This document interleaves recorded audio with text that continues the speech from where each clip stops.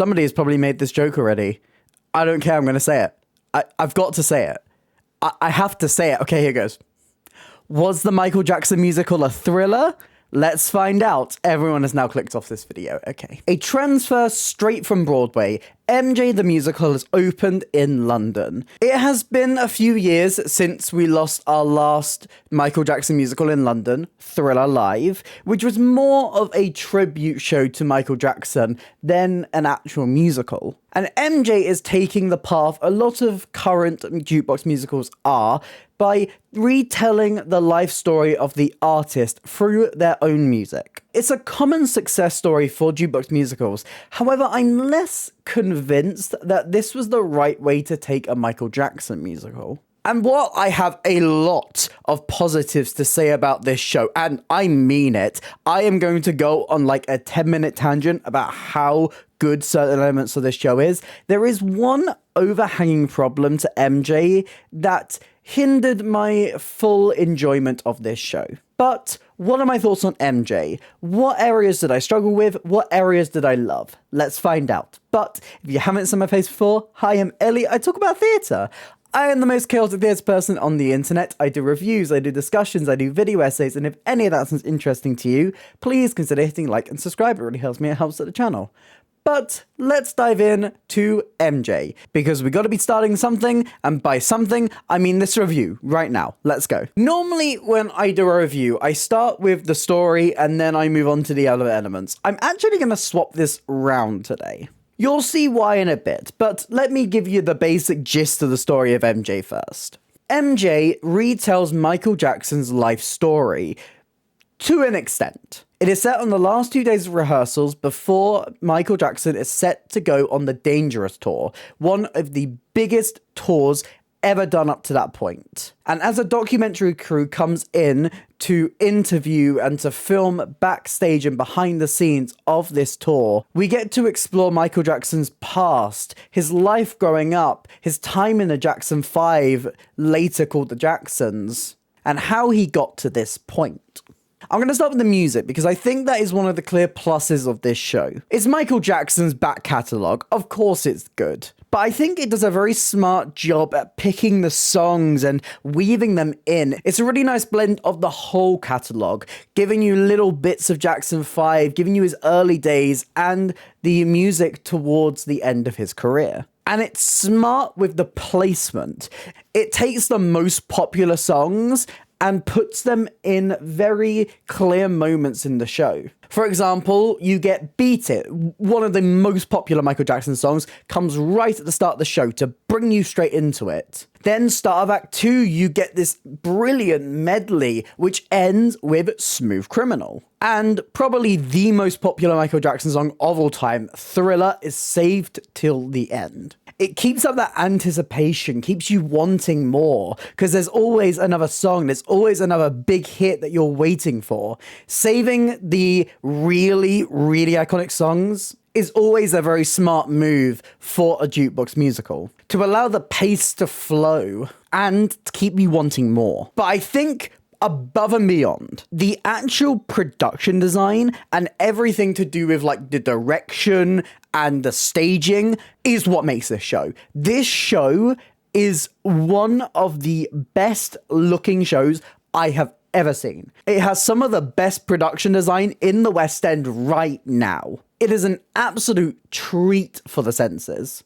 And I think what it does so well is it gets that spectacle. Ironically, I am going to repeat the exact 3 songs I mentioned previously to show you some of the best sequences in this musical, because these are the most iconic moments.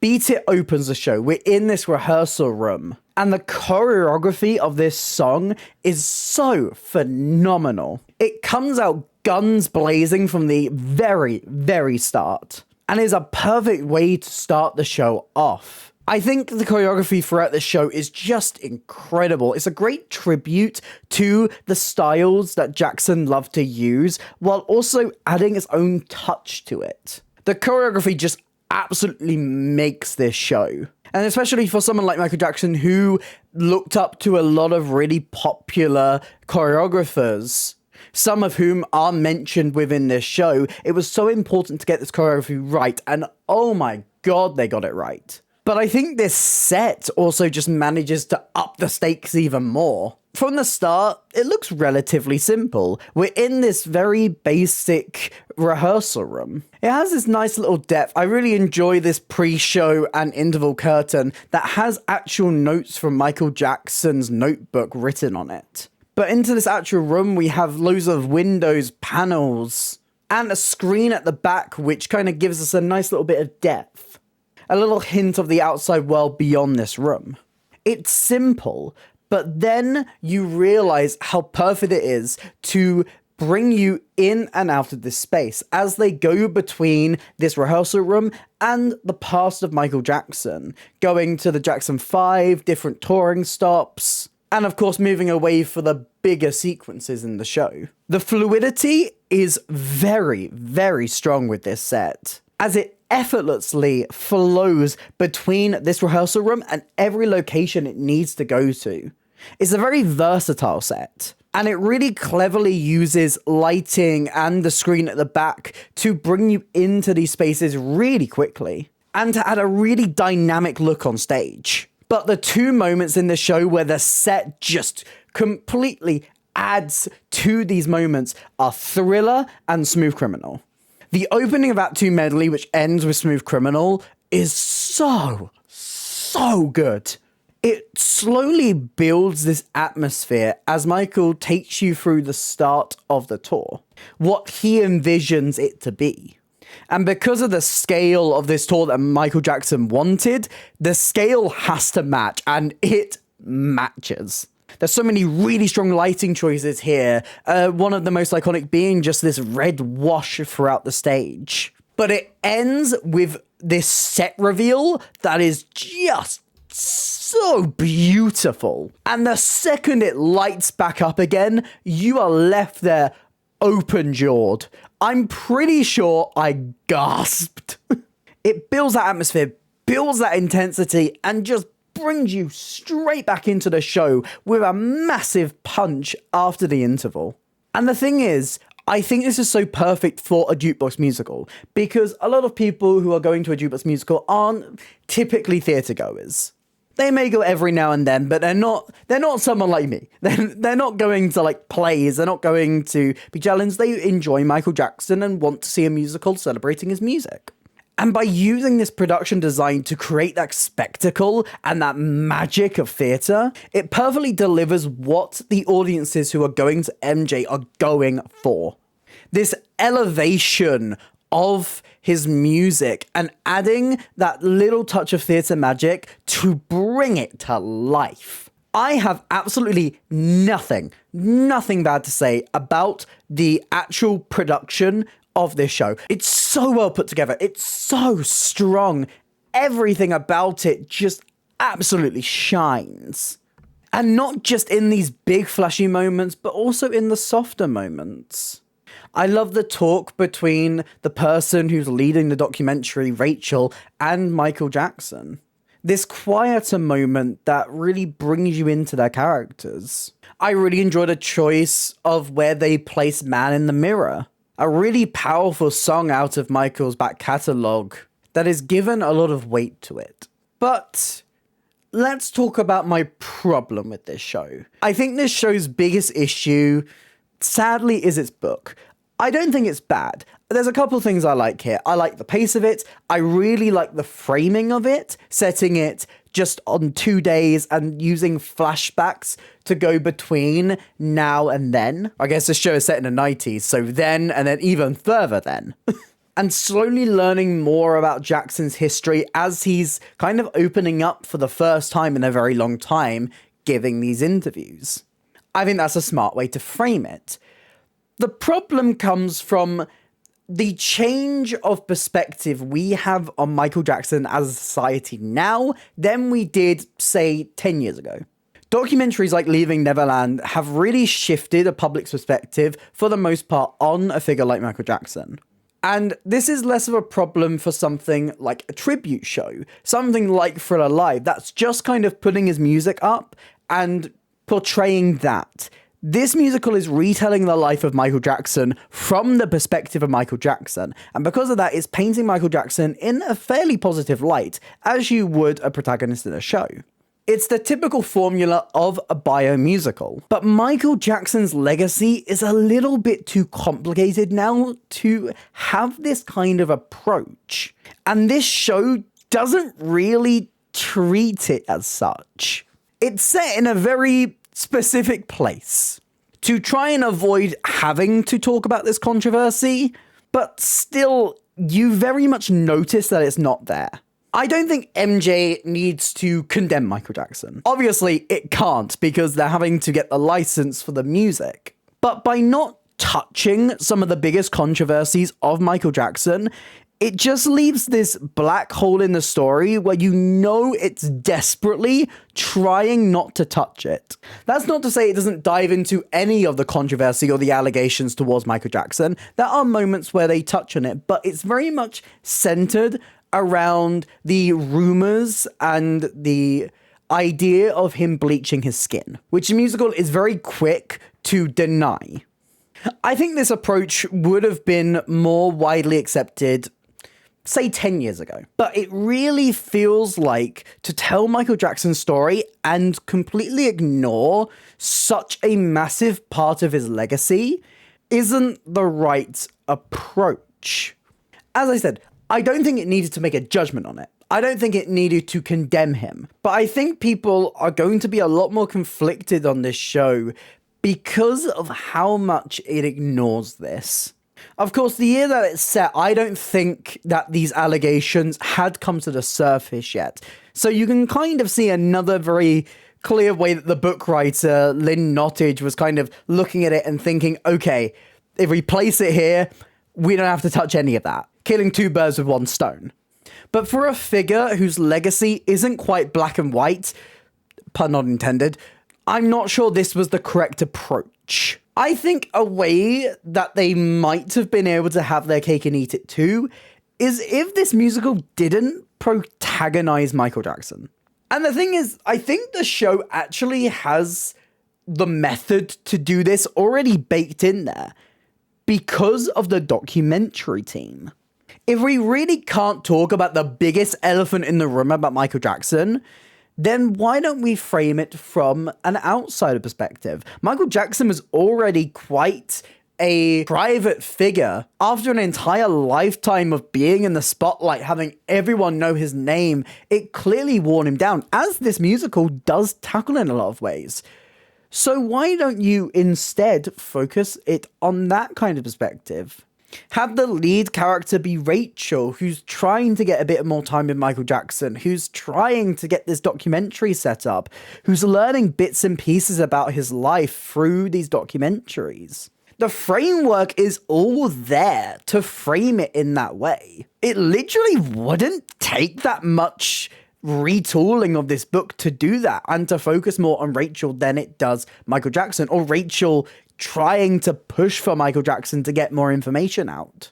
Starting him off as this figure who's shrouded in mystery and slowly learning more about his past. Would it be a perfect approach?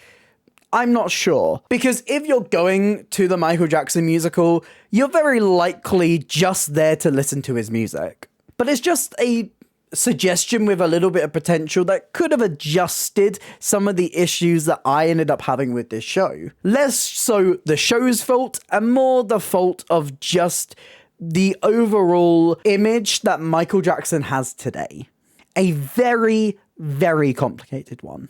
But let's talk about this cast. Miles Frost is phenomenal as Michael Jackson. Because this show splits up the roles of Michael between three actors, one playing young Michael Jackson, one playing medium Michael Jackson, and one playing Michael Jackson. The show refers to Miles Frost as MJ. And so for the purposes of this, I will also do the same.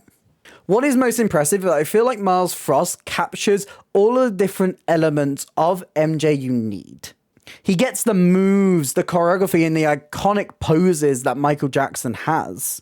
He gets the voice and that tone. But most impressively, I feel like he really captures the conflicts happening behind Michael Jackson. the pressure of always being in the limelight, the pressures of always being in the limelight for the whole of his life, his past relationship with his father and how complicated that was, and of course the pressures of trying to put on one of the biggest tours of all time. It's a very, very layered performance, which I very much enjoyed. Mitch Zangaza plays Medium Michael Jackson. This is more so the era of coming to the end of the Jackson 5 and moving on to create his own music, trying to break out of the box he's been put in, and producing some of his biggest hits like Thriller. I feel like Zangaza gets a lot more of the human moments, whereas Miles Foster's MJ is kind of separate from a lot of the past. Mitch Zangaza is right in the middle of it, really selling that push and pull he feels with his family. I feel like he's a little bit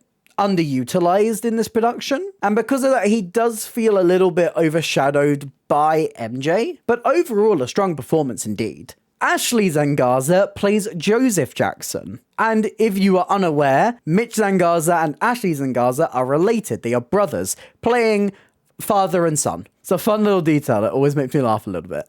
Jackson's father gets a complicated view in this musical. He's presented as tough and bold and very cold towards Michael Jackson and the other members of the family. The relationship is really interestingly explored through Ashley's portrayal. And I really enjoy the contrast of the other role he plays in the show. Rob, one of the tour managers who is constantly talking and trying to negotiate with Jackson to make this tour a success. There's some really great scenes where Ashley will switch in a moment from Rob to Joseph, which is very, very impressive. And there's some great supporting performances in this show.